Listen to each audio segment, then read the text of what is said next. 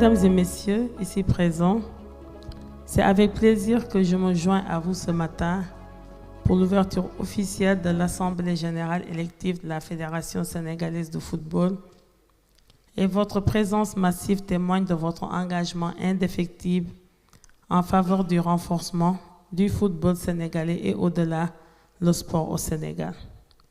Cette session se déroule à un moment décisif, marqué par la clôture du championnat national, tout dernièrement, l'adoption en Conseil des ministres du projet de loi portant Code du sport et la dernière étape des éliminatoires de la Coupe du Monde qui se profile à l'horizon et qui sera suivie ensuite par le championnat africain des nations de football qui se déroulera au Maroc.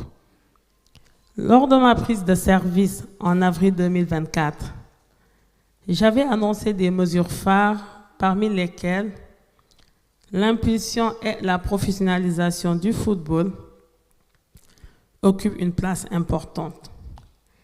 Et j'attends de la prochaine équipe qui devra prendre les relèves et conduire les destinées du football sénégalais à en faire un moteur de croissance capable de hisser les autres sports au sommet. La CAN de 2025 se déroulera dans un contexte de redressement économique du pays. Hier, nous tous, et vous tous aussi, vous avez suivi certainement le plan de redressement qu'a présenté son Excellence, Monsieur le Premier ministre, chef du gouvernement au Grand Théâtre, sous la haute présidence de son Excellence, le Président de la République. Et en ce sens, je lance un appel aux futurs élus à une expression de besoins clairs pour une maîtrise parfaite des dépenses que nous aurons à engager pour cette prochaine CAN de football. Cela ne signifie point une volonté d'instaurer l'austérité, mais au contraire une bonne utilisation des ressources publiques. Pour cet exercice budgétaire en cours, 2025, la contribution de l'État du Sénégal aux activités de la Fédération sénégalaise de football n'a pas tardé.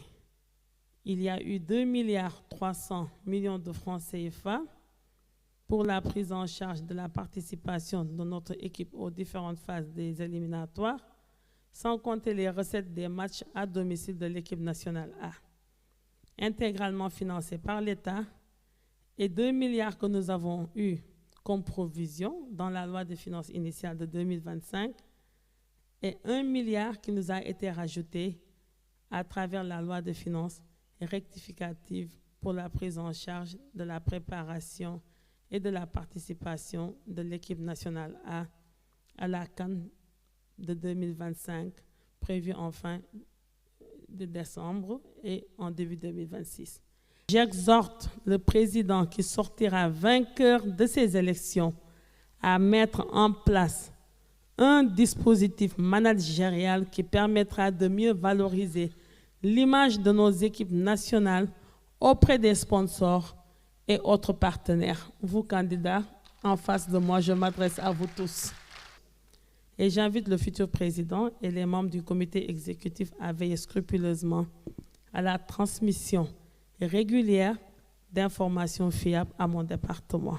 Je demande à mon collaborateur, le directeur général des sports et au président de la commission électorale de veiller scrupuleusement au respect des dispositions réglementaires et statutaires.